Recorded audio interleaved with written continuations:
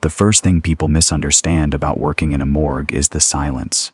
They imagine silence as peaceful, like a library after closing or snow falling outside a bedroom window. The morgue is not quiet like that. It is quiet with weight. Every sound has edges. The hum of the freezers, the click of the fluorescent lights, the slow drip from the old sink nobody uses because the water comes out yellow for the first few seconds. Even your own breathing starts to feel disrespectful after midnight. I took the night shift because nobody else wanted it. That is the honest reason, not because I had some fascination with death. Not because I was brave. I was 28 behind on rent and tired of customer-facing hospital work where grieving relatives stared through me like I personally owed them answers. Downstairs, at least, nobody asked questions, nobody complained, nobody threatened lawsuits over waiting times. The dead were easier. That was what I told myself during my first month. It became my little private joke, the kind you repeat too often until it stops being funny. The dead were predictable. The dead stayed where you put them. In a hospital, that reliability felt almost luxurious. My job was simple on paper: receive bodies from transport, confirm identification, match wristbands to toe tags, log time of arrival, assign a refrigerated bed, check the drawer seal, update the system, keep everything clean enough that nobody upstairs had a reason to come down. The morgue had 24 refrigerated drawers along the east wall, arranged in 2 rows like filing cabinets built for people. We called them beds because drawers made new employees uncomfortable. Though I never understood why one word was supposed to be kinder than the other. Each bed had a number, a metal handle, and a laminated card slot for paperwork. Bed 6 stuck slightly when you pulled it open. Bed 11 smelled faintly of bleach, no matter how many times it was cleaned. Bed 12 had been removed before I started, leaving a bolted steel plate in the wall and a blank space in the numbering that no one explained. There were rules for everything. If a body came in unidentified, 2 staff members had to verify the temporary tag. If evidence was attached, security had to sign the chain of custody sheet. If family viewing was scheduled, the body had to be moved before 6 in the morning, when the day shift arrived and pretended the basement was just another department. I liked rules. Rules made the place feel smaller than it was, because the morgue was not just the room with the freezers. It connected to a prep room, an autopsy suite, a supply closet, a small office with a computer from 2009, and one west hallway that ended at a locked fire door marked renovation access only. I had never seen anyone renovate anything behind it. Sometimes air moved under that door, colder than the rest of the basement, carrying a dry medicinal smell like old gauze. I asked about it once my supervisor. Mr. Halden looked at me for a second too long before saying, "Old pathology wing. Nothing back there works."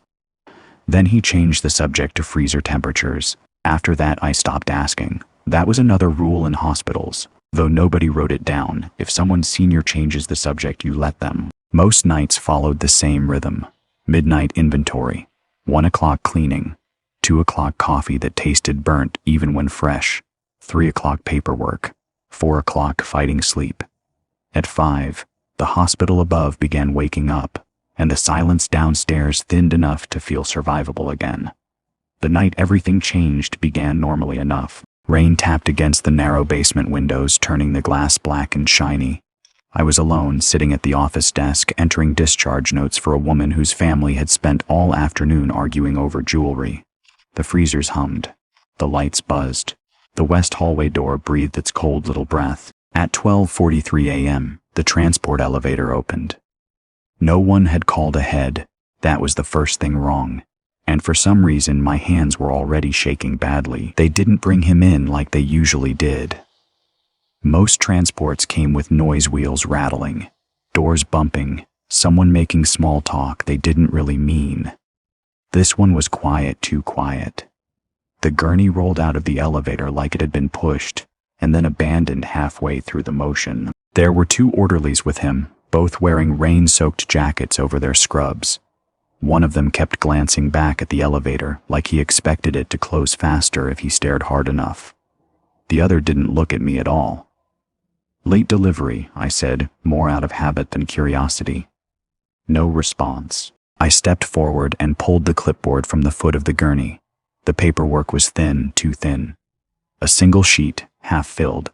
The kind you see when something comes through faster than the system can process it. No ID, I asked. The orderly nearest me shook his head. Yon Doe came in about an hour ago. What happened to him? Don't know, he said quickly. They said to bring him down. They said, nobody ever just said anything in a hospital. There was always a name attached, a department, a signature. I flipped through the sheet again, slower this time. Cause of death, pending. Time of arrival, 11:52 p.m. Transfer authorization, blank. And then, in the remarks section, written in block letters that pressed too hard into the paper, do not release. I stared at it longer than I should have.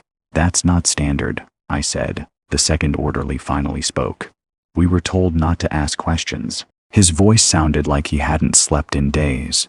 I looked up at both of them, waiting for something else, an explanation, a shrug, even a joke to break the tension. Nothing came.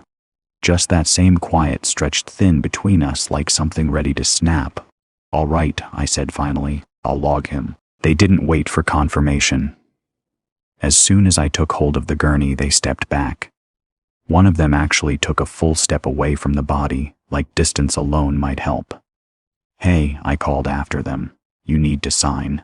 The elevator doors were already closing. For a second, I considered calling it back, forcing them to follow procedure. That was the rule after all. But the way they left didn't feel like carelessness. It felt like relief.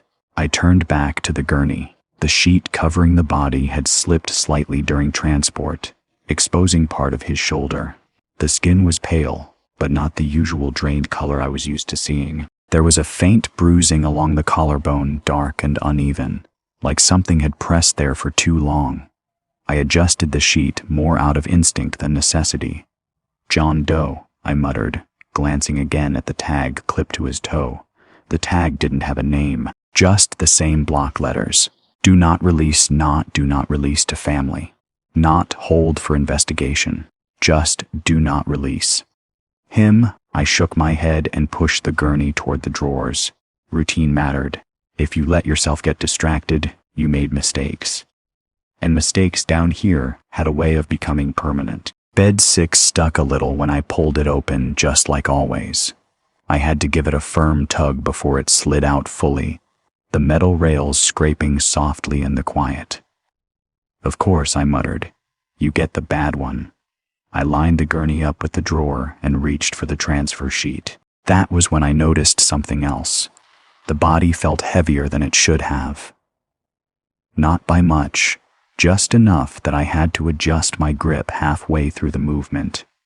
It wasn't stiffness. It wasn't resistance. It was weight, as if he wasn't entirely settled. I forced the thought away and finished the transfer, sliding him into bed 6 and straightening the sheet one last time. The toe tag brushed lightly against the metal edge as I pushed the drawer closed. For a moment, it caught. Then it slipped inside. I shut the drawer firmly and locked it, double-checking the latch out of habit.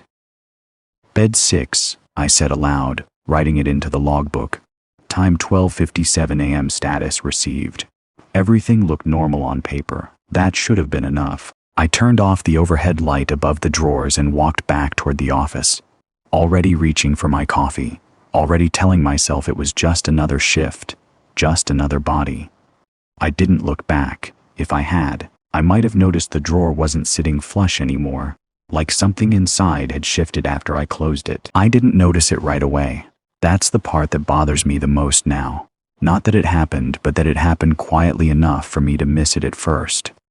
I went back to the office, sat down, and tried to get through the rest of my paperwork like nothing was off. For a while it worked. The hum of the freezers blended back into the background. The coffee did its job. My hands stopped shaking. Routine always wins. Eventually, at 1:34 a.m., I stood up to do the first temperature check of the night. It's a simple task. Walk the row, read the digital displays. Make sure nothing's drifting. If a unit goes even a few degrees off, you log it, report it, fix it. No exceptions. That's one of the few things the hospital takes seriously down here. I started at bed 1, moving slowly, clipboard in hand, ticking off numbers as I went. 2, 3, 4. Everything normal. 5. I paused. Bed 6 was next. I remember reaching out to touch the handle before I even looked at the number, like my body already knew something was wrong. The metal felt colder than usual under my fingers, almost damp, like it had been exposed to open air too long. I glanced up. The card slot still read bed 6, but the drawer wasn't sealed properly. There was a thin gap along the edge, barely noticeable unless you were looking for it. The kind of thing you could blame on a bad latch or a warped rail. Except I had locked it. I was sure of that. I set the clipboard down and pulled the drawer open. It slid out easily this time, no resistance, no sticking, empty. For a second, I just stood there staring at the sheet folded neatly where the body should have been. My brain tried to fill in explanations faster than I could process them. You moved him. Someone else came down. You logged it wrong. But none of those made sense. I flipped through the logbook on instinct, scanning for any entry I might have missed. There was nothing. No transfer. No override. No second signature. Just my handwriting, clear and steady. Bed 6, 12:57 a.m. received. I turned back to the drawers, and that's when I saw him. Bed 3 was open, not wide, just enough for the interior light to spill out into the dim room. I hadn't noticed it when I walked past earlier. I would have. I always did, slowly, without thinking. I stepped toward it. Each step felt louder than it should have, my shoes tapping against the tile in a rhythm that didn't belong to me anymore. The air felt different here, heavier, like the temperature had dropped without the system registering it. I reached the drawer and placed my hand on the handle. It was warm. That didn't make sense. Nothing down here was ever warm. I hesitated just for a second. Then I pulled. The drawer slid open with a soft metallic whisper. He was inside. Same position. Same faint bruising along the collarbone. The toe tag rested against his foot, turned just enough for the words to face me again. Do not release him. I stared at it, my thoughts stuttering. That wasn't what it said before. It had changed. Not rewritten, not replaced. Changed. I reached out, half expecting the tag to feel different in my hand, but it didn't. It was the same cheap laminated strip, the same clip, the same pressure marks where the letters had been written too hard. Except now there was one extra word, him. I pulled my hand back slowly. This isn't funny, I said, the words sounding thin in the room. No answer. Of course there was no answer. I looked around the morgue, expecting to see someone, Anyun, watching from the doorway, waiting for me to react. The hallway was empty. The office light was still on. The west door sat closed, silent, untouched. Everything looked exactly the same, except the body wasn't where I left it. I swallowed hard and forced myself to think. There had to be an explanation. Someone could have come down while I was in the office, moved the body, changed the tag as a joke, or some kind of test. It wasn't impossible. Just unlikely, still better than the alternative. I reached for the clipboard and flipped to a blank page. If something was wrong, I needed a record. Time, 1:41 a.m. Bed 6, found empty body located in bed 3. Tag altered. I stopped writing. My pen hovered over the paper for a second before I added one more line. No authorized transfer. The words looked wrong as soon as I wrote them. Unauthorized implied intent. This didn't feel like intent. This felt like something else. I closed the drawer carefully, making sure the latch clicked into place, and stood there for a moment longer than I should have. Then I turned and walked back toward bed 6. Empty, still empty. I didn't touch it this time. Instead, I stepped back, putting both drawers in my line of sight. Bed 3, bed 6, one full. One empty, exactly the opposite of how it should have been. And for the first time since I started working here, the rules didn't feel like protection. They felt like something that had already been broken. I didn't call anyone.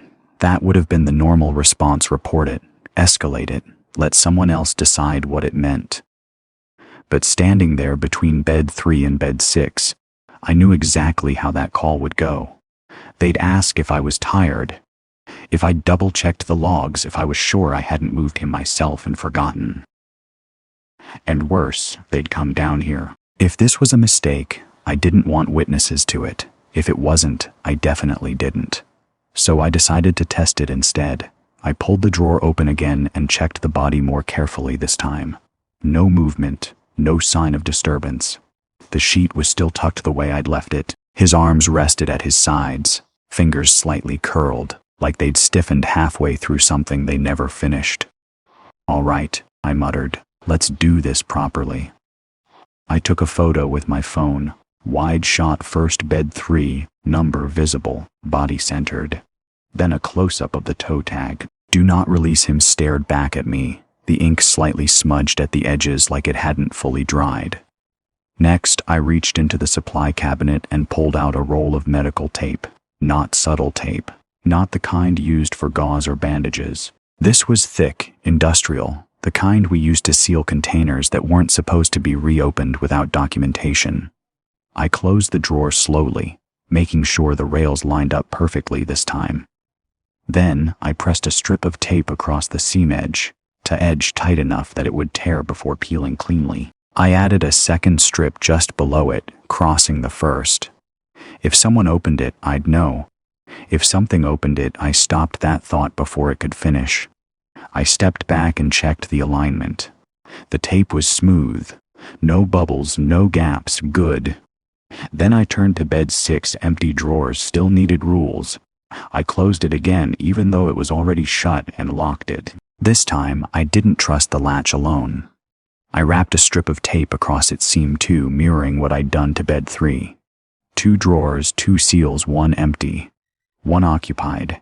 That was how it should stay. I wrote everything down in the logbook. 1:52 a.m. body confirmed in bed 3, drawer sealed. Bed 6 sealed as control. I underlined the word control twice. If I was going to prove something was wrong, I needed a baseline. For a few minutes, nothing happened.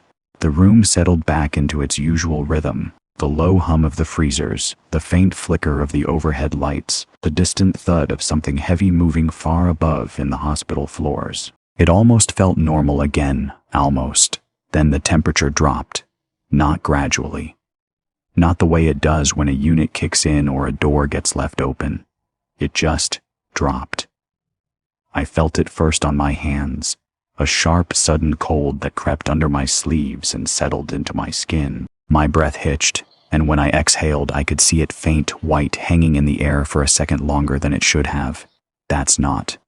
I turned toward the control panel on the wall, all readings normal, every unit holding steady. No alarms, no fluctuations, but the cold kept building. It wasn't coming from the drawers. It was coming from the room. A faint sound broke through the silence. At first, I thought it was the tape stretching. Just a quiet tension noise like adhesive pulling against metal. Then it peeled, slowly, deliberately. I snapped my head toward bed 3. The top strip of tape had lifted at one corner. Not torn, not snapped. Lifted. Like someone had pressed a finger under it and dragged it back. "No," I whispered. The second strip followed, peeling away in a smooth, steady line, the adhesive releasing with a soft, sticky sound that seemed too loud in the cold. The tape didn't fall. It hung there, curled outward, still attached at one end as if waiting. I didn't move. I didn't breathe. For a second, nothing else happened. Then the drawer shifted. Just a fraction. A dull click from inside the latch. I felt something drop in my chest, heavy and sudden. I wasn't imagining it. I wasn't tired. I wasn't alone. The drawer slid open an inch, then stopped, and from somewhere deeper in the morgue, beyond the autopsy room, past the supply closet, from the direction of the sealed west hallway, I heard something move. I didn't open the drawer. That was the first smart decision I made that night, and I held onto it like it meant something. Whatever had peeled that tape back hadn't needed me to see it. It had already proven its point. So instead of stepping closer, I stepped back slowly, carefully. My eyes moved between bed 3 and bed 6, tracking them both like they might shift again if I blinked too long. Bed 3 sat partially open, the tape curled outward like a broken seal on something that should have stayed shut. Bed 6 remained closed, its tape untouched. One open, one sealed. Again, the opposite of how things were supposed to be. I forced myself to breathe and grabbed the clipboard from the counter. My hands were steady now, not because I felt calm, but because something colder had replaced it. Focus. If this was happening, I needed to understand how, and more importantly, why. I didn't touch bed 3. Instead, I circled the room, checking everything else first. The autopsy doors were still locked. The supply cabinet was closed. The hallway outside the morgue was empty. The motion lights still dim, undisturbed. No footprints, no signs of entry, no reason for anything to have changed. When I came back, the drawer hadn't moved further. Still open an inch, still waiting. "All right," I said quietly. "You moved once, let's see if you move again." I pulled my phone out and opened the camera. Not for pictures this time, video. I set it on the counter across from the drawers, angled so both bed 3 and bed 6 stayed in frame. If something happened again, I wanted it recorded. Then I turned my attention to the floor map mounted beside the office door. I'd looked at it 100 times without really seeing it, just lines and labels, paths I already knew by memory. But now I studied it differently. Morgue, prep room, autopsy supply. And then West Corridor. It was marked, but faintly, like someone had tried to erase it and failed. The line extended past the fire door, branching into rooms that didn't exist anymore, or weren't supposed to. Old pathology. I glanced back at the drawers. Bed 3, bed 6. The numbers sat in a straight line along the wall. Evenly spaced, nothing unusual about them, except they weren't random. I stepped closer to the map and traced the layout with my finger. Matching positions. Bed 1 aligned with the prep room entrance. Bed 2 sat near the autopsy door. Bed 3. My finger stopped. Bed 3 lined up almost perfectly with the start of the West Corridor.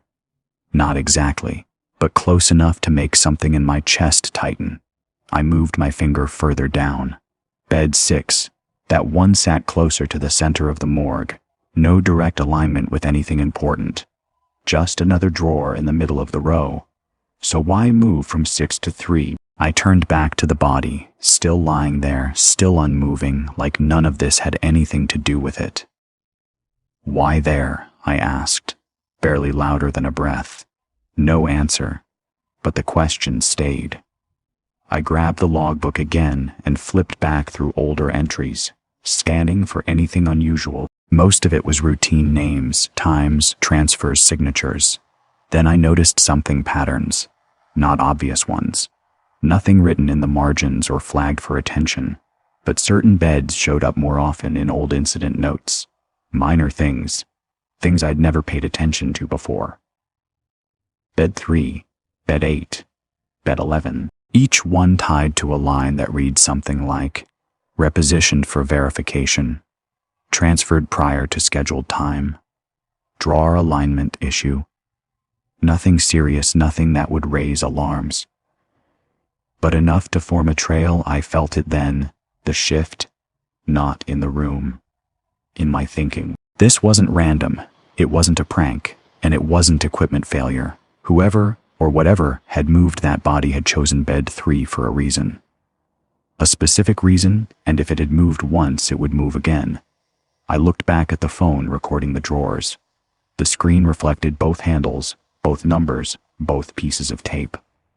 Waiting. "Okay," I said quietly. "Show me." For a moment, nothing happened. Then, just at the edge of my vision, the body's position changed. Not the drawer, not the sheet, the body. A slight shift of the shoulder, like something settling deeper into place. I snapped my eyes back to bed 3, still, completely still, but I knew what I'd seen. And more importantly, I knew it wasn't done yet. I didn't want to call him. That feeling wasn't fear, not exactly. It was something closer to hesitation, the kind that comes when you already know the answer is going to make things worse. But I didn't have a choice anymore. If there was even a chance this had happened before, I needed to hear it from someone who had been here longer than me. I picked up the phone and dialed Halden's extension. It rang longer than it should have. When he finally answered, his voice was thick, like I'd pulled him out of sleep. "Yay, it's me," I said, downstairs. A pause, not confusion, recognition. "What time is it?" 2:15. Another pause. Then, sharper now, "Why are you calling me at 2:15? I glanced toward bed 3, still open an inch, still wrong. "We got a body in earlier," I said. "Unidentified tagged do not release." Silence. I waited for him to ask for more details. Name, case number, intake time, something procedural. That's how these calls always went. Instead, he said, "Which bed?" The question landed wrong. "What? Which bed is it in?" he repeated. I looked at the drawers again, my throat tightening. 3. Another silence. This one was different. He didn't breathe, didn't shift. It felt like the line itself had gone dead, except I could still hear the faint static on his end. "That's not where you put it," he said finally. It wasn't a question. "No," I said. "It was in 6. I logged it. I sealed it. Now it's in 3. I expected disbelief, a sigh, maybe irritation. Instead, he exhaled slowly like something had just been confirmed. "You shouldn't have called me," he said. The words hit harder than anything else he'd said so far. "What does that mean?" I asked. "It means," he replied, voice quieter now, "that if you've already noticed it, then calling me doesn't help you." My grip tightened on the receiver. "Help me with what?" He ignored the question. "Listen to me carefully," he said. "Don't move it again. I didn't move it the first time." "I know," he said. The way he said it, flat, certain, made something cold slide down my spine. "Then how?" "Doesn't matter," he cut in. "What matters is you stop interacting with it." I stared at the drawer, my mind racing. "It peeled the tape off," I said, "on its own." "I know, you know." My voice rose before I could stop it. "How do you know?" Another pause. Then, quieter, almost tired. "Because you're not the first one to call me about it." The room seemed to shrink around me. "How many times?" I asked.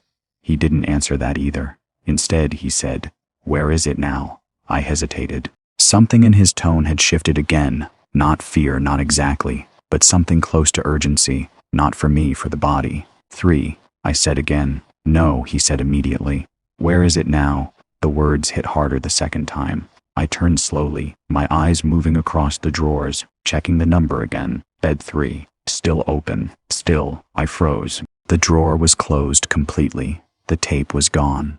My breath caught in my throat. "It's still in 3, I said, forcing the words out. "You're sure?" he asked. "Yes." Another long silence. Then, finally, he spoke again. And this time there was something underneath his voice I hadn't heard before. Relief. "Good," he said. "Then it hasn't reached the hallway yet." My stomach dropped. "What hallway?" He didn't answer right away. When he did, his voice was quieter than ever. "The west one." I felt my eyes drift toward the fire door at the far end of the morgue, still closed, still silent. "What happens if it gets there?" I asked. The line crackled softly. "You don't want to find out," he said. "That's not an answer. It's the only one you're getting." My jaw tightened. "You're telling me you've known about this and you didn't report it?" "I'm telling you," he said, sharper now, "that reporting it is exactly what you don't do." "Why?" "Because some things," he said slowly, "are easier if they stay where we put them." The words settled into the room like something heavy. "Not random, placed, put." "Who put it there?" I asked. No response. "Halden," I pressed. "What is that body?" Another pause. Then quietly, "What bed is it on now?" The question came again. Same as before. But this time I understood what he was asking. Not where it was, where it had moved. I looked back at the drawers, bed 3 closed still. "For now. It hasn't moved," I said. I don't know why I lied. Maybe because of the way he kept asking. Maybe because I didn't trust what he'd do if I told him the truth.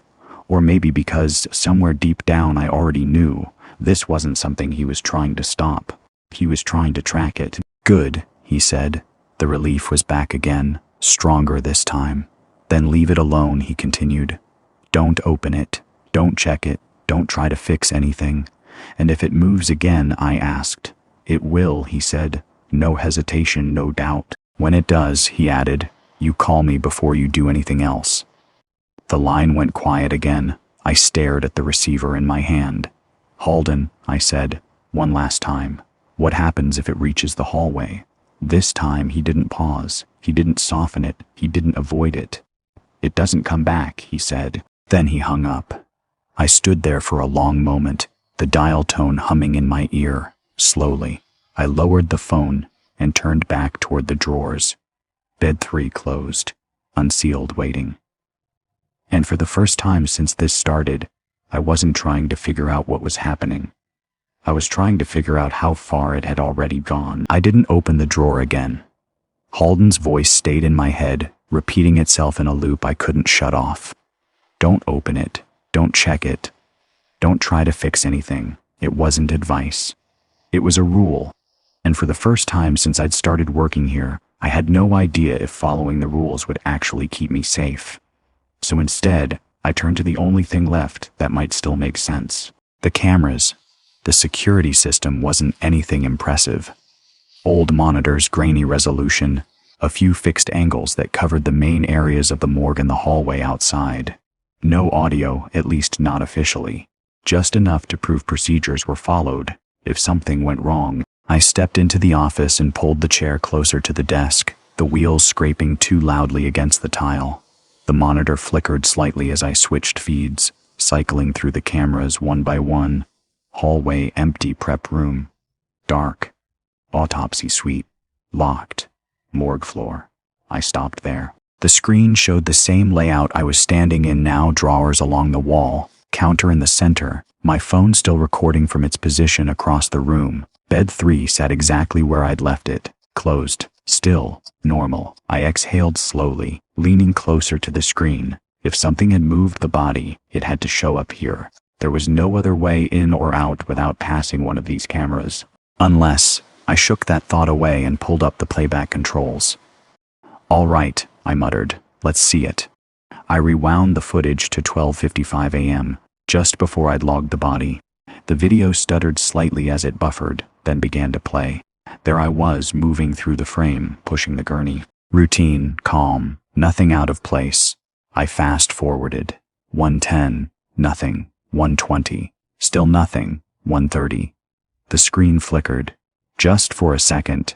I paused the footage, rewound, played it again, at exactly 1:31 a.m. The image distorted, lines running through the frame like interference. The picture warped, stretched, and then cut. The timestamp jumped. 1:31 a.m. 71:34 a.m. 3 minutes. Gone. I stared at the screen, my pulse picking up. No, I said under my breath. That's not. I rewound again. Same result. The footage didn't skip gradually. It didn't glitch in and out. It just stopped, and then continued, as if those 3 minutes had never existed. I leaned back slightly, my mind racing. Camera errors happened. Old systems dropped frames, corrupted files, lost seconds here and there, but not like this, not clean, not deliberate. I switched to another camera, the hallway outside the morgue, samey thing. At 1:31 a.m., the feed flickered. At 1:34 a.m., it resumed. Nothing in between. I felt something tighten in my chest. I checked the prep room feed, then the autopsy suite. Every single camera showed the same gap, 3 minutes missing. I sat there in silence, staring at the monitors, trying to force logic into something that refused to accept it. If the body moved, it moved during that gap. That meant whatever did it either knew about the cameras or caused the blackout. Neither option made me feel better. I glanced back toward the morgue floor, visible through the office doorway. Bed 3 was still closed, still quiet as if it had never been disturbed. But now I knew better. I turned back to the monitor and let the footage play past the gap. At 1:34 a.m. the image stabilized. The room looked exactly the same except my phone was no longer where I had left it. I leaned forward, my breath catching. The camera showed the counter clearly. The phone should have been there, angled toward the drawers. But it wasn't. Instead, It sat closer to bed 3, pointing directly at it. I froze. I didn't move that. I whispered. I was sure of it. I hadn't gone near the counter during that time. I'd been in the office, reviewing logs, drinking coffee, trying to convince myself everything was normal. But the footage didn't care what I remembered. It showed the truth. Something had moved, not just the body. Something had adjusted the camera. Something that understood exactly what needed to be seen. A cold weight settled in my stomach. This wasn't random, it wasn't blind movement. It was controlled. Intentional, and whatever was doing it was making sure I watched. I didn't remember the cameras having audio. That was the first thing I told myself as I leaned closer to the monitor, replaying the corrupted section again and again. The system was too old, too stripped down, video only. That's what I'd been told during training, but when I scrubbed the timeline slower frame by frame, the interface showed something new. A thin, barely visible audio track beneath the footage, flat at first, then not. I clicked it, static filled the office, low, distant, almost indistinguishable from the hum of the freezers behind me. For a moment, I thought that was all it was, ambient noise bleeding into something it shouldn't. Then the pattern changed. A faint scraping sound cut through the static, metal against metal, slow, measured. I felt my throat tighten. "That's the drawer," I whispered. I replayed it. Same sound, not random, not chaotic, deliberate. The scrape came in intervals. Pause, drag, like something heavy being moved with effort. I leaned closer, adjusting the volume. The static sharpened, peeling back just enough to reveal something underneath it. A voice, not clear, not human in the way I expected, but a voice. I froze. "No," I said under my breath. I dragged the cursor back to the start of the gap and let it play again, this time focusing only on the sound. Static scrape, pause, then, wrong. I stopped breathing. The word was faint, stretched thin across the noise, but it was there. I rewound, played it again. Wrong. My fingers tightened on the mouse. "That's not," I swallowed. "That's not possible." I adjusted the playback speed, slowing it down just enough to catch the edges of the sound more clearly. Static deepened. The scrape returned. Then the voice again. "Drawer." I sat back, my chair creaking under me. "Wrong drawer." The words settled into my head like something that had been waiting for me to hear them. I shook my head immediately. "Number no, that's just pattern recognition," I muttered. "White noise, you're hearing what you want to hear." But I knew that wasn't true. I hadn't wanted to hear anything. I forced myself to replay it again, this time with my eyes closed, focusing only on the sound. Static scrape. Wrong drawer. Clearer now. Not louder. Just closer. I opened my eyes slowly and looked at the screen. The gap still showed nothing, just the frozen frame before the blackout, then the resumed footage after no movement.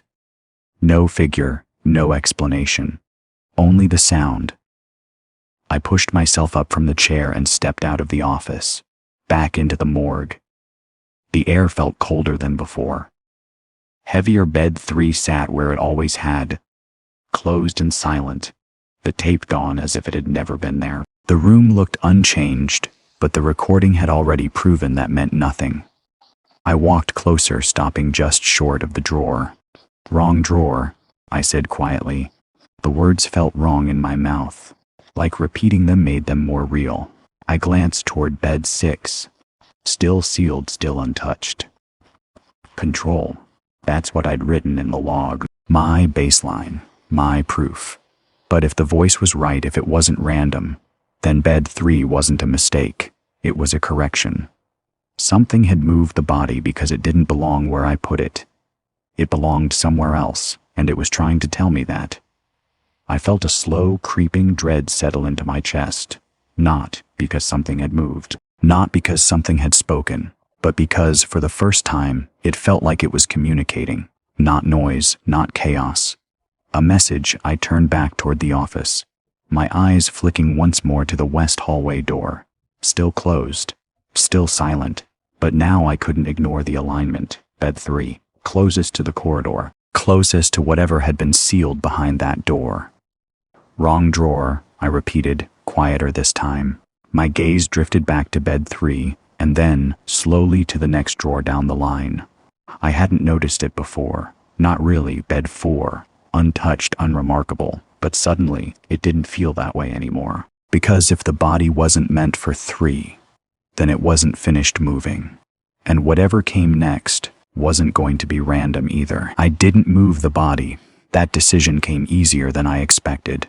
Not because I trusted Holden, but because something else had started to make more sense than anything he'd said. If the body was correcting placement, then the mistake wasn't happening now. It had already happened before. I went back to the office and pulled open the bottom drawer of the filing cabinet, the one nobody used unless they had to. It stuck halfway, like bed 6, and I had to jerk it loose before it opened fully. Inside were the physical logs. Not the digital system everyone trusted upstairs. These were the backups. Paper records from before the system upgrade, handwritten entries, corrections scribbled in margins, signatures that didn't match the printed names above them. Real records, messy ones. I flipped through them quickly at first, scanning dates, looking for anything tied to the West Wing. Most of it was routine, admissions, transfers, releases, normal safe. But the further back I went, the less normal it felt. Certain entries stood out. Not because of what they said, but because of what they didn't. Names missing. Times incomplete. Signatures replaced with initials. And then, buried 3 years back, I found the first one. Were positioned for verification. No name. No cause of death. No receiving department. Just a bed number 3. I frowned and flipped the page. Another entry, different date. Transfer pending hold, bed 8. Another. Alignment issue resolved. Bed 11. I slowed down, my fingers tightening on the edge of the paper. These weren't random notes. They were excuses. The kind people write when they don't want to explain what actually happened. I flipped faster now, tracking the same phrasing, the same missing details. The same beds appearing again and again like they mattered more than the others. 3. 811 3 again. Always those numbers. Never explained. Never questioned. I stopped when I hit a section where the pages had been partially removed. Not torn out completely, just enough to break continuity. Dates skipped. Entries missing, like someone had gone through and decided certain records didn't belong anymore. My chest tightened. Of course, I muttered. I checked the date at the top of the last intact page 5 years ago. That lined up. That was when Holden said the West Pathology Wing had been closed. Renovation, nothing back there works. I stared at the gap in the records, then slowly flipped back a few pages, looking closer this time. That's when I saw it, a name.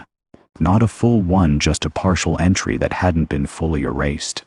Patient 47. The ink was faded, scratched over like someone had tried to remove it without tearing the page. Below it, barely legible, post-mortem observation required. My throat went dry. Post-mortem observation, that wasn't standard language. Observation happened before death. After that there was nothing left to observe. I flipped forward again, scanning for the same identifier. Patient 47. Patient 47 again.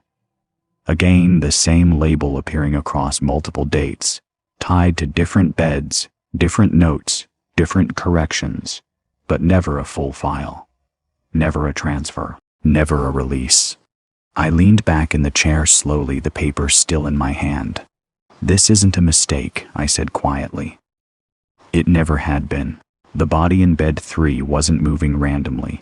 It was following a trail, a path that had already been mapped out in these logs years ago. Each bed it touched, each position it corrected, lined up with one of these entries repositioned, transferred, aligned. All words meant to hide something simpler. Moved. I swallowed hard and looked back toward the morgue floor. Bed 3 still closed. Still waiting. And now I knew it hadn't chosen that bed. It had returned to it. Which meant one thing. Wherever it moved next, It wouldn't be new. It would be somewhere it had already been. And whatever happened there the first time was about to happen again. I didn't want to believe it was the same body. That would have been the easier answer, that the logs were old, unrelated, just fragments of a system that used to work differently. But the more I looked at the entries, the harder it became to separate them from what was happening in front of me. Patient 47 wasn't a one-time case. It was a pattern, and patterns don't stop on their own. I flipped through the remaining pages more carefully, ignoring everything that looked normal and focusing only on the gaps, the altered entries, the ones that felt like they'd been written to cover something instead of record it. That's when I found the closest thing to a full file, not complete, but enough. Patient 47. I read under my breath, male, age unknown. The rest of the line had been scratched out so aggressively the paper had thinned. Below it, in smaller writing, no confirmed time of death. I stopped. No confirmed time of death. That didn't make sense. Every body that came through here had a time. Even estimates, even guesses. It was one of the few things the system required without exception. Unless I felt something shift in my chest. Unless there hadn't been a death to confirm. I forced myself to keep reading. Admitted under emergency protocol. Condition unstable. Do not discharge. The words blurred together, repeating variations of the same idea. Not dead, not stable, not allowed to leave. I swallowed. This isn't a patient file, I said quietly. It's a containment log. The realization settled in slowly, like something sinking beneath the surface of my thoughts. Patient 47 hadn't been treated, he'd been kept, observed, managed. I flipped the page. More entries, different dates. Samey label. Patient 47, each one tied to a different bed number. 311. The same sequence I'd seen before. The same pattern the body had already started to follow. My eyes drifted back toward the morgue floor again. Bed 3. First stop. Not random. Never random. I looked back at the file. The last intact entry sat near the bottom of the page, written in a different hand than the others. Cleaner. More deliberate. Post-mortem response observed. I felt my grip tighten on the paper. Post-mortem response. I'd heard that phrase once before, during training, in a completely different context. It referred to minor muscle contractions, reflexive movements that could occur shortly after death. Small things. Harmless things, nothing like this. I kept reading. Subject exhibits persistent activity beyond expected limits. Your commendation, surgical verification.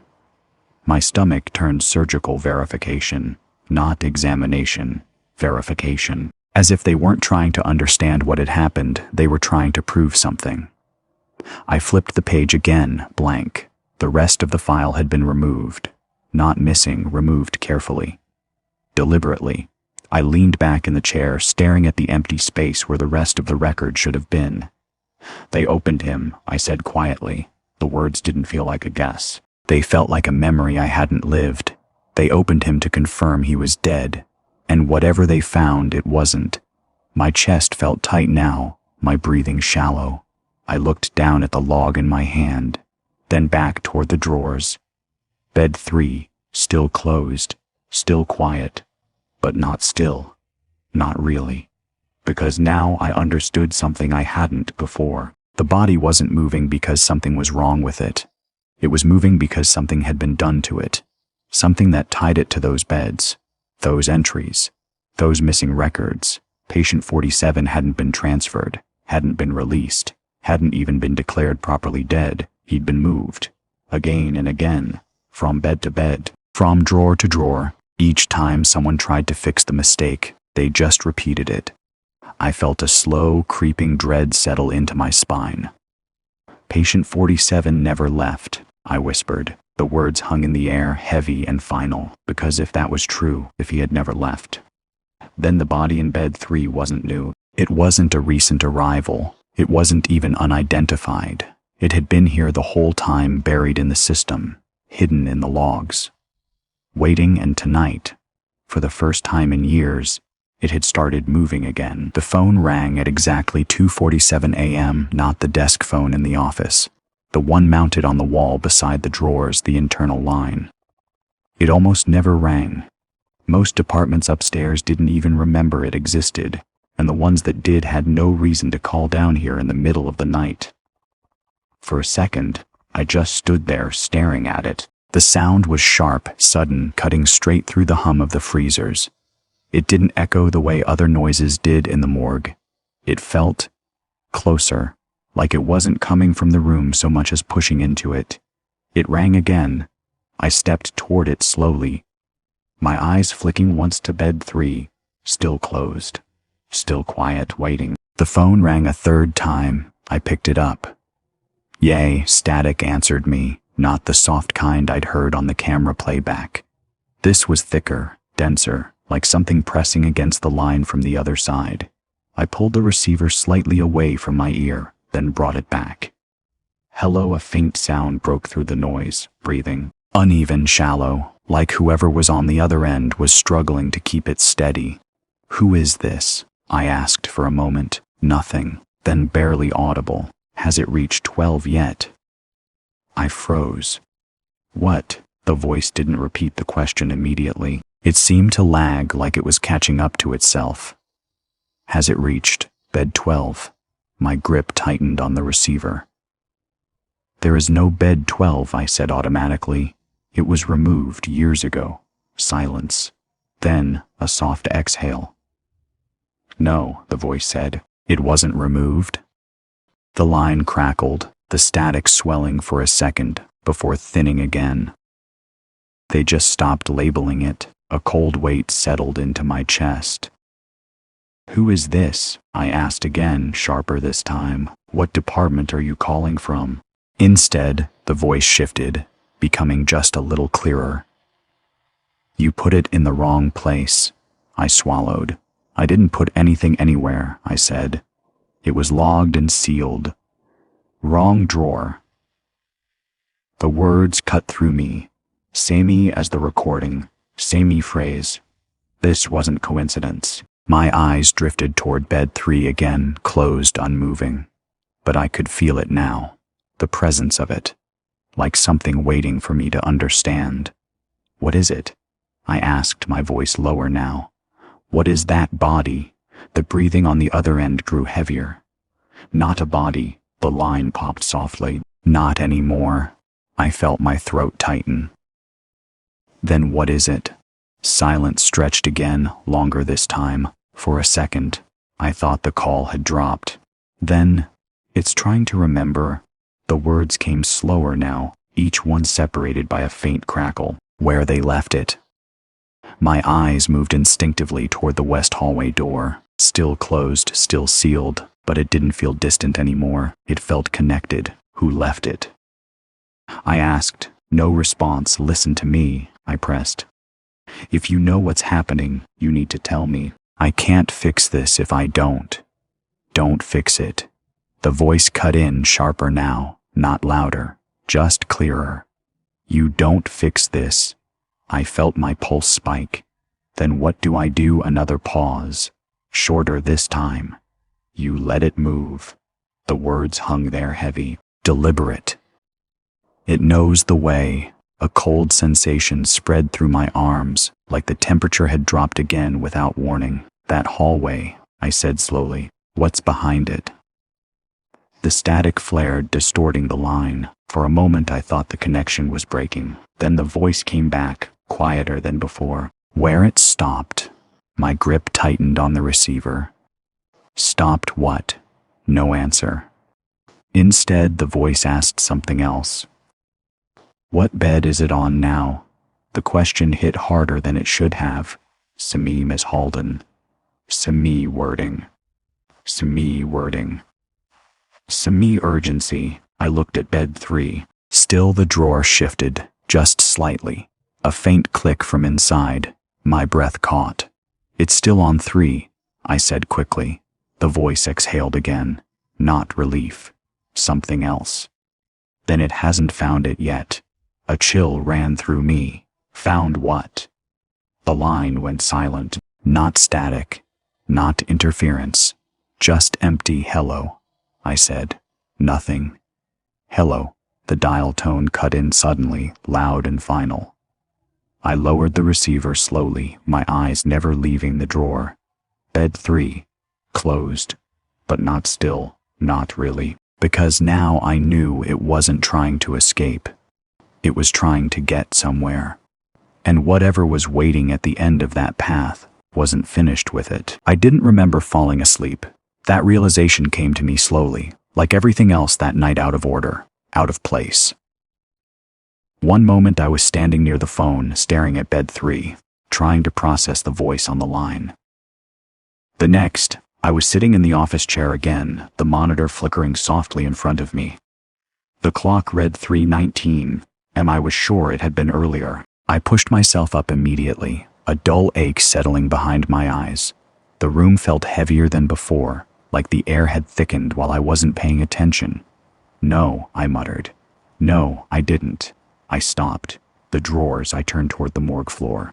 Bed 3 was open, not an inch, not partially, fully extended, empty. My chest tightened. Where? I didn't finish the question, because I already knew it wasn't gone, it had moved. My eyes scanned the row, moving faster now, searching for something out of place. 1, 2, 3, empty. 4, 5, 6 still sealed. 7, 8, 9, 10. And then, I froze.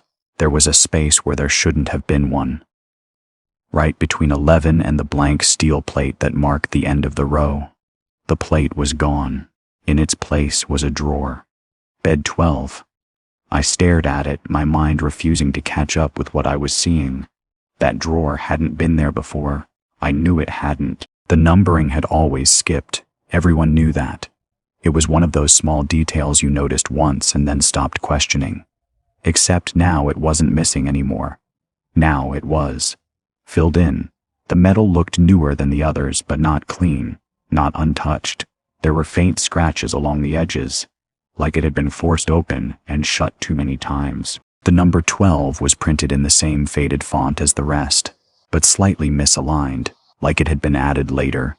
Slowly, I stepped closer. The temperature dropped with each step, not sharply this time, gradually, like I was walking into it instead of it coming to me. "Okay," I whispered. "Okay."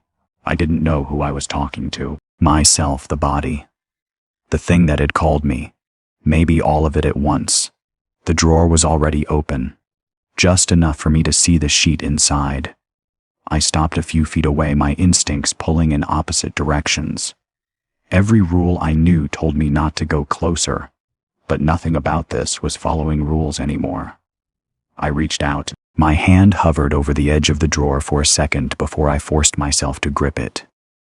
Cold, not freezer cold, something deeper. I pulled, the drawer slid out smoothly, too smoothly. Like it had been waiting for me. The sheet lay flat, perfectly arranged. No signs of struggle, no signs of movement. Just the shape beneath it. I swallowed hard and reached for the corner. "Don't," I said quietly, but my hand didn't stop. I pulled the sheet back. The body looked different, not decomposed, not damaged, changed. The bruising along the collarbone was gone. In its place were thin, straight lines, surgical marks, clean and deliberate, running across the chest and down the arms. The skin looked tighter, almost stretched, like it had been opened and put back together too many times. My eyes moved lower, the toe tag still clipped in place, still the same cheap laminate. But the writing, I leaned closer. My breath caught. The tag didn't say John Doe anymore. It didn't say "Do not release." It had been rewritten completely. Patient 47. Below it, in smaller letters, "Do not let him move again." My stomach dropped. That's not. I shook my head. That's not possible. The air shifted. Not a sound, not a movement. Just a change. I felt it before I saw it. Something behind me. I turned slowly. The morgue looked the same, the drawers, the counter, the phone, but the west hallway door was open. Just a crack. A thin line of darkness stretching into the room. I hadn't heard it unlock, hadn't heard it move, but it was open, and the cold was coming from there now. Not the drawers, not the room, that hallway. I turned back to the body, still lying there, still unmoving, but not waiting anymore, leading. My eyes drifted back to the tag. Patient 47, do not let him move again. I felt something shift in my chest. Not fear, not confusion, understanding. That's not a warning, I said quietly. It never had been. It wasn't telling me what to do, it was telling me what had already failed. Because if they had to write it, if they had to mark it, then it meant one thing. They had tried to stop it before, and it hadn't worked. I looked back toward the open hallway, then down at the body, then back again. The path was clear now. Not random, never random. 312. Next, the hallway. I stepped back from the drawer slowly. My heart was pounding now, louder than anything else in the room. This isn't over, I whispered. The body didn't move.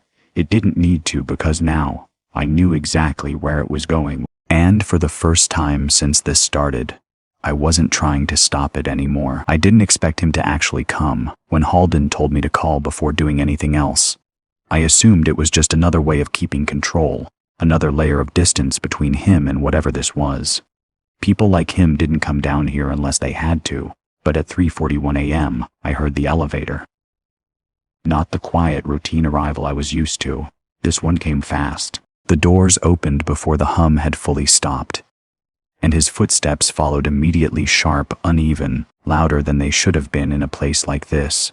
I stepped out from the office as he entered the morgue. For a second, he didn't look at me. His eyes went straight to the drawers, specifically bed 12, open, occupied. He stopped a few feet short of it. "Damn it," he said under his breath. Not surprised, not confused, just frustrated. "You knew," I said. He didn't answer right away. Instead, he walked past me, slow now, cautious, like he was approaching something that could react if he moved too quickly. He didn't touch the drawer, didn't even lean in. He just stood there staring at the body. "I told you not to interfere," he said finally. "I didn't," I shot back. "It moved on its own." "I know it moved," he said, sharper this time. "I meant you shouldn't have paid attention to it." The words hit harder than anything else he'd said. "Paid attention," I repeated. "You think ignoring it would have fixed this?" He turned to me then, his expression tight, controlled in a way that made it clear he was holding something back. "No," he said. "But it would have slowed it down." I stared at him. "Slowed what down?" He glanced back at the body, then toward the west hallway. "It's not random," he said quietly. "You figured that out already, didn't you?" I didn't answer. I didn't need to. He exhaled slowly and ran a hand over his face. "Every bed it moves to," he continued. "It's not choosing. It's remembering." My chest tightened. "Remembering what?" He hesitated. For just a second. Then where it was moved before. The words settled into the room like something heavy. "Moved by who?" I asked. He didn't look at me. Us. The answer came too quickly, too easily. "You mean the hospital," I said. "No," he replied. "I mean the people who worked down here." My stomach dropped. "You were part of it." That got his attention. He looked at me again, this time with something closer to irritation than fear. "I didn't start it," he said, "and I didn't finish it." "That's not what I asked." "No," he said flatly. "But it's the answer you're getting." I clenched my jaw, forcing myself to stay focused.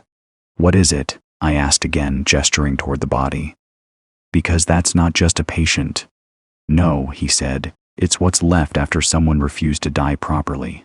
The phrasing made something in my chest twist. "That's not how that works. It is when you don't stop the procedure," he replied. I felt the room tilt slightly. "Procedure," I repeated. "You mean the surgical verification?" He didn't react to the term, didn't deny it either. "You saw the logs," he said. "Then you already know." I did, but hearing it from him made it real in a way the paper hadn't. "You opened him," I said. "We had to," he replied. "Because you thought he was alive. Because we weren't sure he was dead." The silence that followed was heavier than anything else that night, and I asked quietly. Halden didn't answer right away. Instead, he stepped closer to the drawer closer than he had been before. but still didn't touch it. When we started, he said slowly, there was no response. I waited, but halfway through, he continued. That changed. A cold sensation spread through my chest. What do you mean changed? His eyes flicked briefly to the surgical marks on the body. Movement, he said. Not reflex, not post-mortem contraction. He swallowed. Deliberate. I felt my breath catch. You kept going, I said. It wasn't a question. He nodded once. Because stopping would have meant admitting we were wrong. And finishing meant what? I asked. That we could still control it. The words hung there, heavy and final. I looked back at the body. Patient 47. Do not let him move again. That's why you moved him, I said. From bed to bed. To contain it, Halden replied. Each position, each location, it slowed the response. Kept it localized. Localized to what? He didn't answer directly. Instead, he gestured toward the row of drawers. These aren't just storage, he said. Not down here, not back then. Every bed, every space, it's tied to something. Equipment, wiring, old systems we don't even use anymore. My eyes shifted to bed 3, then to bed 12, then slowly to the west hallway. And that? I asked. Halden followed my gaze. For a moment, he didn't say anything. Then, quietly, that's where we lost control. The words settled into me like something irreversible. And now, I asked. He looked back at the body, then at me. Now, for the first time since he'd arrived, he didn't have an answer because whatever had started years ago wasn't contained anymore. I should have stepped back. That would have been the logical thing to do. Create distance. Let Halden take control, follow whatever version of the rules still applied. But something about the way he stood there, refusing to touch the drawer, refusing to get any closer than he already was, made one thing clear. He wasn't in control.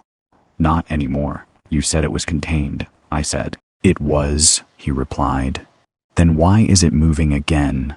He didn't answer. He didn't have to, because at that exact moment, the lights flickered, not the usual dimming I'd gotten used to. This was sharper, faster, like something interrupting the power rather than the system adjusting itself. The overhead fluorescence snapped off, then on, then off again. And when they came back, the room wasn't the same. I felt it immediately. The air had shifted. Not colder this time, heavier, like pressure building in a sealed space. What did you do? I asked. Halden shook his head. I didn't. A loud metallic crack cut him off. We both turned toward the drawers. Bed 6. The tape tore straight down the middle. Not peeled. Not lifted. Ripped. The drawer jerked outward an inch. Then another, the latch clicking loudly as it gave way. Stay back, Halden snapped. But I didn't move because it wasn't just bed 6. Bed 8 followed. Then 11. One after another, drawers along the wall shifted, opened or snapped against their locks like something was pushing from the inside. No, Halden said under his breath. No, that's not supposed to. He stepped forward, reaching for the nearest handle like he could force it shut. The moment his hand touched the metal, it slammed open. Hard, the impact echoed through the room, sharp enough to make me flinch. Inside there was a body, not the one from bed 12. Another different face, different form, but the same stillness, the same wrongness. Halden pulled his hand back immediately. That shouldn't be there, he said. My chest tightened. What do you mean? I asked. That bed was empty. I turned, scanning the rest of the row.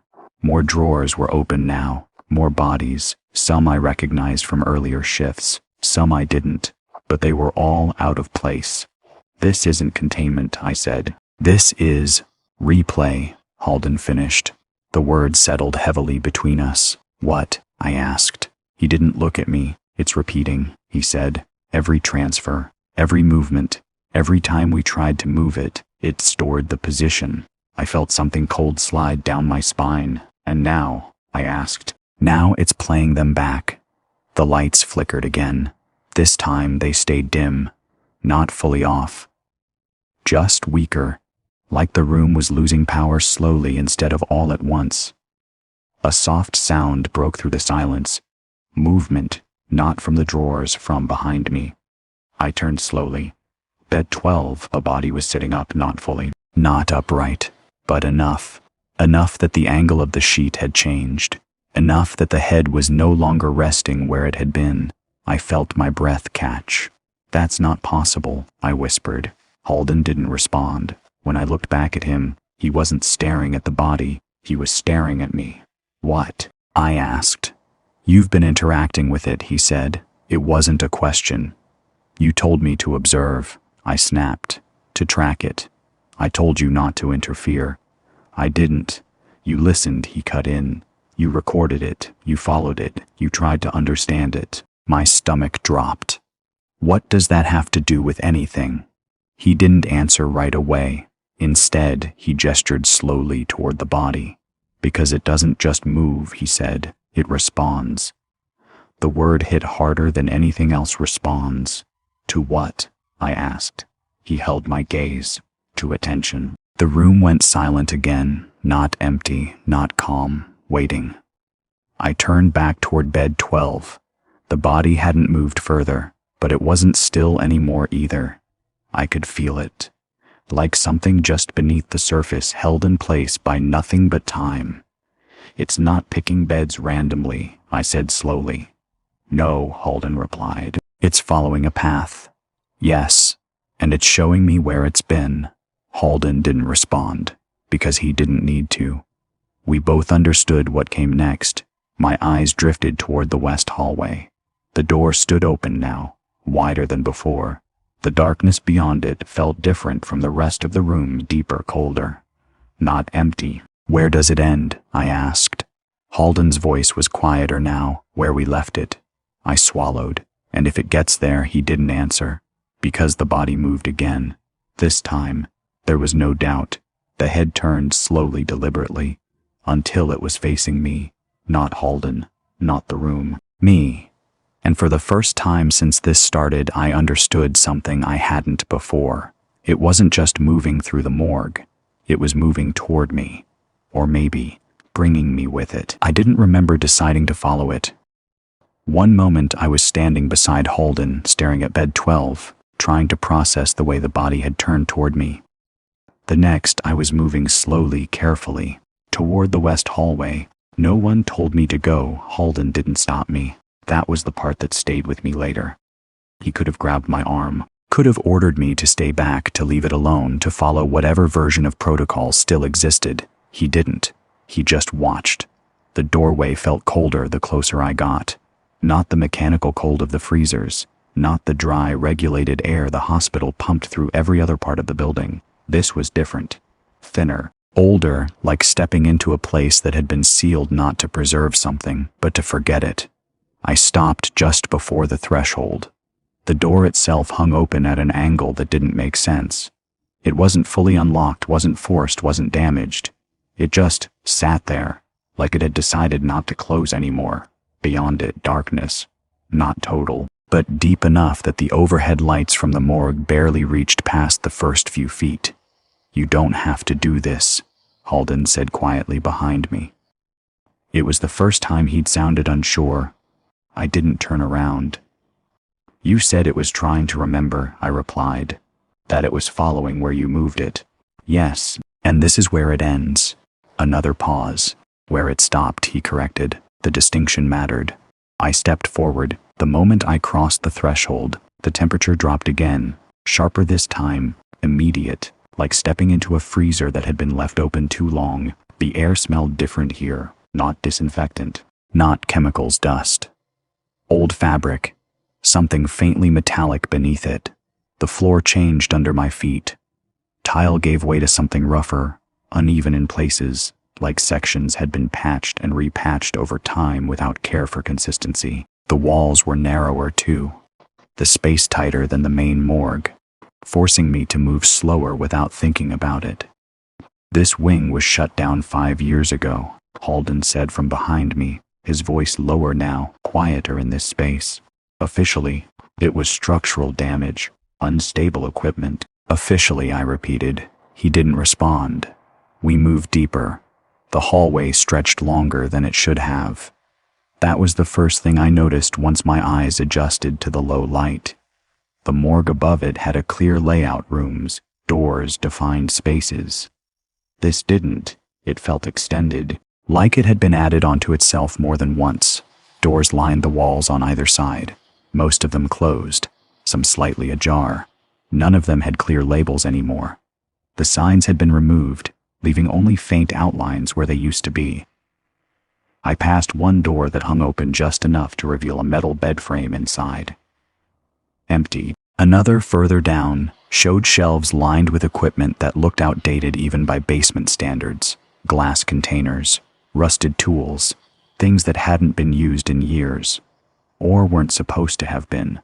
My breathing sounded too loud in the space. Every step echoed slightly, not bouncing back the way sound normally does, but stretching forward like the hallway was pulling it deeper instead of letting it return. "How far does this go?" I asked. Halden didn't answer right away. "Far enough," he said eventually. Not helpful, not reassuring, just enough to keep me moving. I stopped when I saw the first bed. Not a morgue drawer, not a storage unit, an actual hospital bed. It sat in the middle of a side room, angled slightly toward the door, like it had been left in a hurry. The mattress was still there, covered in a thin sheet that had yellowed over time. The metal rails were pulled halfway up, one side bent slightly inward. I stepped closer. There was something written on the wall beside it, not painted, scratched, faint, uneven lines pressed into the surface like someone had used something sharp but dull enough to drag instead of cut. I leaned in, trying to make it out.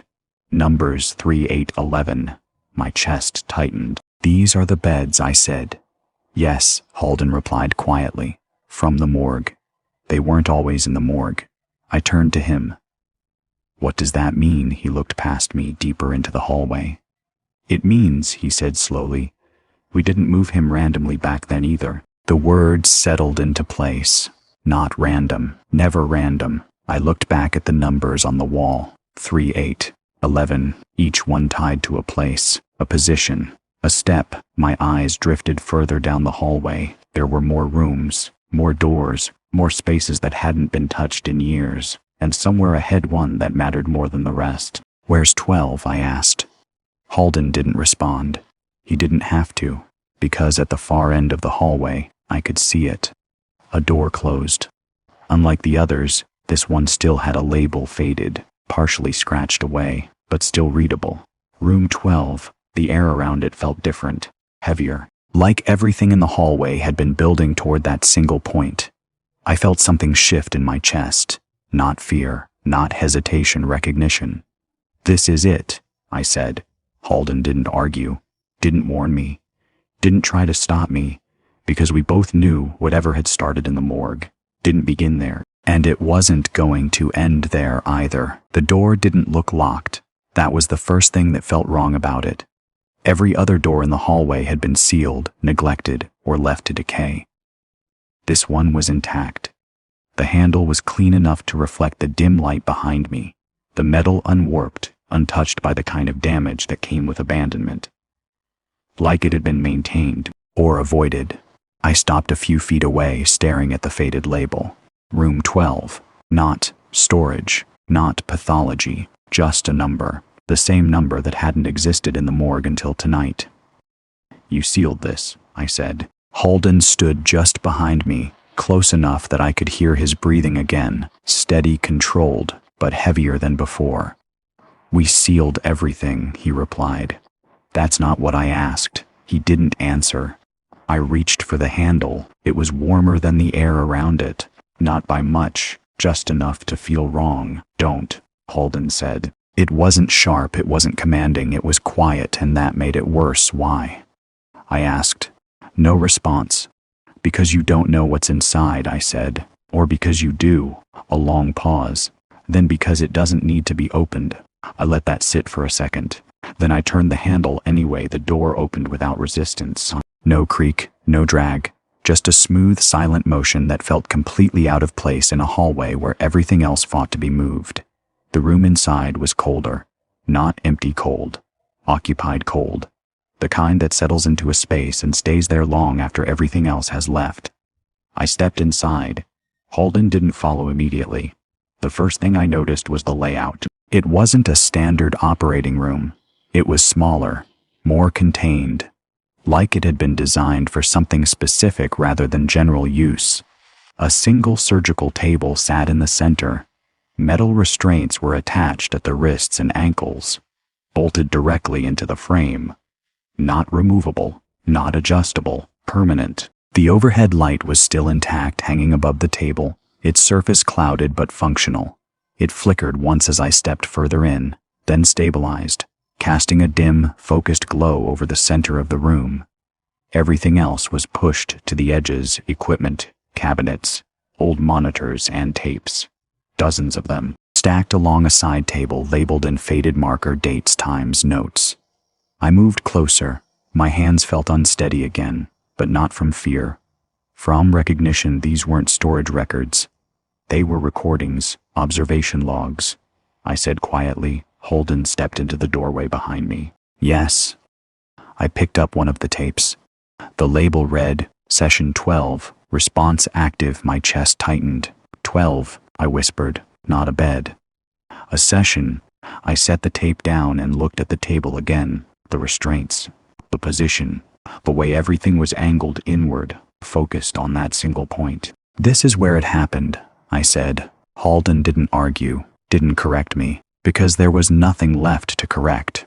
I stepped closer to the table. The surface was scratched, not randomly, repeatedly. Lines etched into the metal, overlapping, deep enough in places to catch the light differently. Marks, not from tools, from movement, deliberate, persistent. My eyes moved to the cabinets. Some were open, inside instruments, not surgical in the way I expected, more invasive, more precise tools designed to open, to separate, to expose verification. I felt something turn in my stomach. You didn't stop, I said. We couldn't, Holden replied. Because he was still alive. No, he said. I turned to him. Because we didn't know what he was. The words settled heavily between us. I looked back at the table, at the restraints, at the marks carved into the surface, and then I noticed something else. The far wall. There was writing there, faint, scratched in the same uneven pattern as the numbers I'd seen earlier. I stepped closer. The letters were harder to make out, layered over each other, repeated again and again, like someone had tried to write the same thing until it meant something, or until they remembered it. I leaned in and read. My breath caught, not drawer, place. The word echoed in my head, connecting everything I'd seen so far. 3, 8, 11, 12, not storage, not containment positions. Steps, a path. This isn't random movement, I said slowly. It's retracing. Holden didn't respond. He didn't need to. I turned back toward the table, toward the center of the room. And for the first time since I stepped inside, I noticed the floor. There was something beneath it. Not visible, not exposed, but wrong. A subtle dip in the surface. A distortion, like the space itself had been altered. This is where it stopped, I said, not a question. A statement. Holden's voice came from behind me. Yes. I felt the weight of that answer settle in my chest. And now? I asked. He didn't reply, because I already knew. If the body had been moving, if it had been following this path, then it wasn't trying to escape. It was trying to return to the last place it had been, to the last moment it had been something else. I looked at the table one last time, at the restraints, at the marks, at the tapes, and then back toward the hallway, somewhere behind me, farther back. The morgue waited, the drawers, the beds, the starting point. And somewhere between there and here something had changed. Something that hadn't been finished. I stepped back from the table slowly. This isn't where it ends, I said. Holden didn't argue, didn't correct me. Because we both understood now, this wasn't the end of the path. It was the point where it broke. And whatever had been left unfinished here was still trying to finish itself. I should have left the room. That would have been the logical ending to everything I'd just seen. Walk out, call it in, Let someone else take responsibility for whatever this place had been hiding. But logic had stopped working hours ago, somewhere between bed 6 and the first time the drawer opened on its own. Now there was only sequence, and I was already too far into it. Behind me, Halden shifted his weight. I didn't need to turn to know what he was looking at. Not me, the table, the center of the room. This is where we stopped, I said. And everything after that, moving it, logging it, sealing it, that wasn't containment. Number I exhaled slowly. It was delay. Halden didn't answer, because he didn't need to. We both knew it. I stepped closer to the table again, this time more carefully, my eyes scanning the surface, the restraints, the marks carved deep enough to catch shadows even in the dim light. This is where it changed, I said. Halden nodded once. Mid-procedure, he replied. We thought it was reflex at first. Then it started reacting. Reacting to what? The word settled into me like something final. I looked down at the restraints, bolted, permanent, not designed to hold something dead, designed to hold something resisting. You kept going, I said again. We had to. No, I said quietly. You chose to. That time. He didn't argue. The silence stretched between us. Then a sound, not from the hallway, not from the room, from behind us. We both turned. The hallway lights flickered once. Then again, and then they went out. Darkness swallowed the corridor beyond the door, cutting off the weak light that had been filtering in. For a moment the room felt completely sealed, isolated from everything outside it. Then the overhead light above the table flared brighter, not stronger, sharper, focused, like something had redirected it. What did you do? Halden asked. I didn't. The sound came again, closer now, a dragging noise, metal against tile, slow, deliberate. My chest tightened. That's from the morgue, I said. Halden stepped toward the door. No, he muttered. No, it shouldn't be able to. The sound cut him off, louder this time, closer, and then a voice, not through a phone, not through static, in the hallway. Wrong place. The words echoed faintly, distorted by distance and the shape of the corridor. My pulse spiked. That's the same I started. I know, Halden snapped. He moved into the hallway before I could stop him. I followed. The darkness was thicker now, swallowing the space beyond a few feet. The only light came from the room behind us, stretching out in a narrow line that barely reached halfway down the corridor. The sound came again, dragging, closer, and then a shape. At first, I thought it was just the distortion of the light, a trick of shadow and depth, but then it moved slowly, toward us. My breath caught. No, Halden said under his breath. No, that's not. The shape stepped into the edge of the light, and I saw it. The body, patient 47, not in a drawer, not on a table, standing, not fully upright, not stable, but standing. The sheet hung loosely from its shoulders, dragging across the floor behind it. Its head tilted slightly to one side, the angle wrong in a way that made my stomach turn. Its arms hung at its sides, too still, too deliberate. It shouldn't be able to. Halden started. The body took another step. The dragging sound matched its movement perfectly now, not separate, not external, coming from it. It's not supposed to move like that, Halden said. I didn't answer, because I already knew. It wasn't moving like a body. It was moving like something remembering how to. The head shifted slightly, not toward Halden, toward me, again always toward me.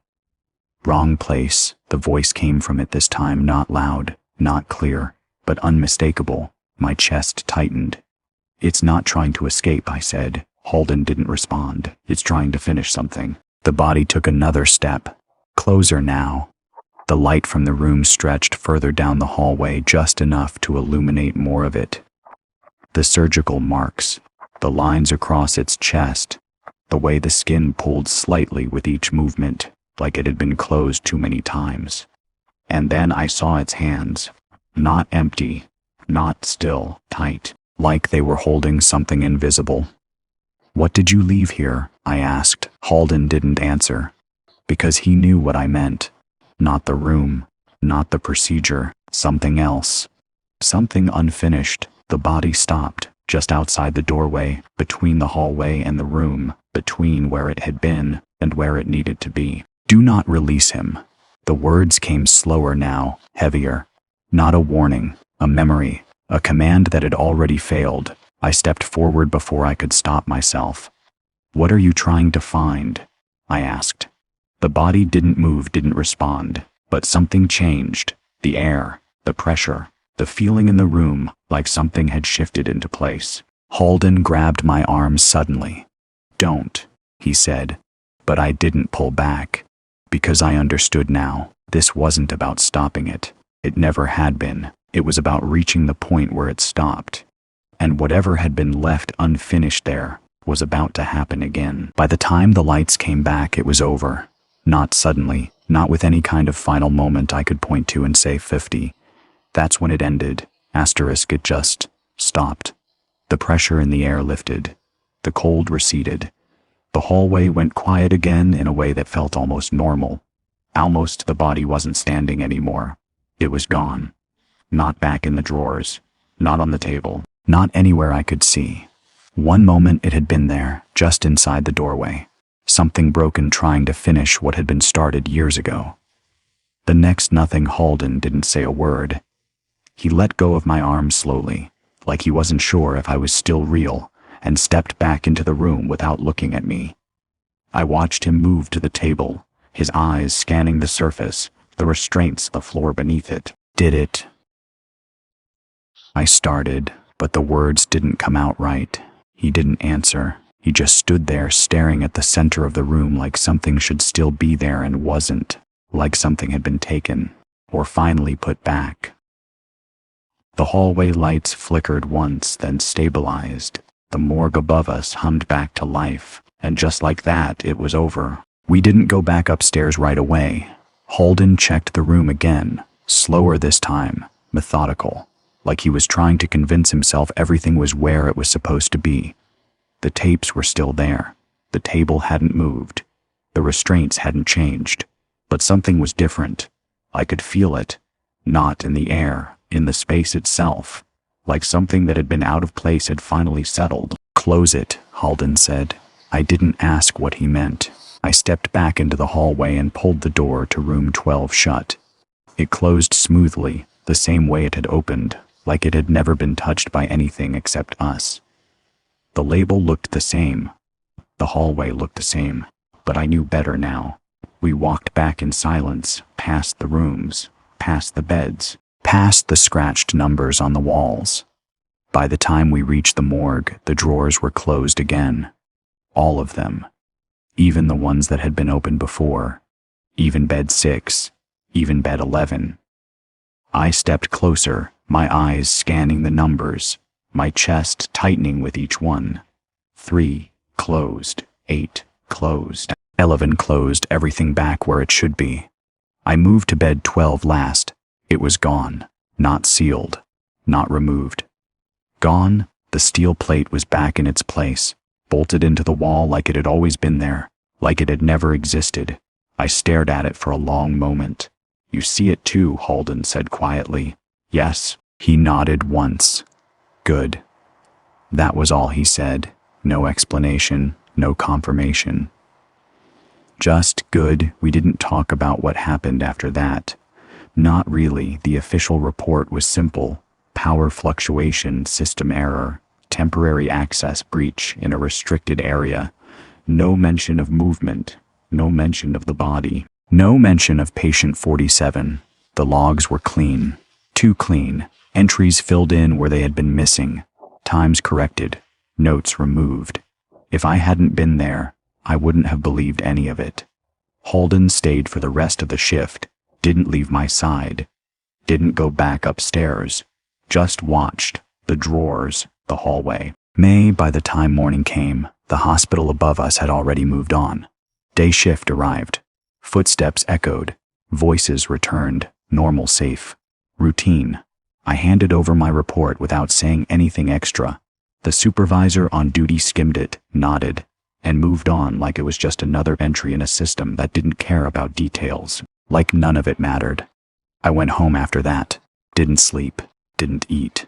Just sat there replaying everything in my head, trying to find a point where it could have gone differently. There wasn't one, because it had never been about stopping it. It had been about finishing it. And whatever had happened in that room, whatever had been left incomplete, wasn't incomplete anymore. That's what I told myself. That's what I tried to believe.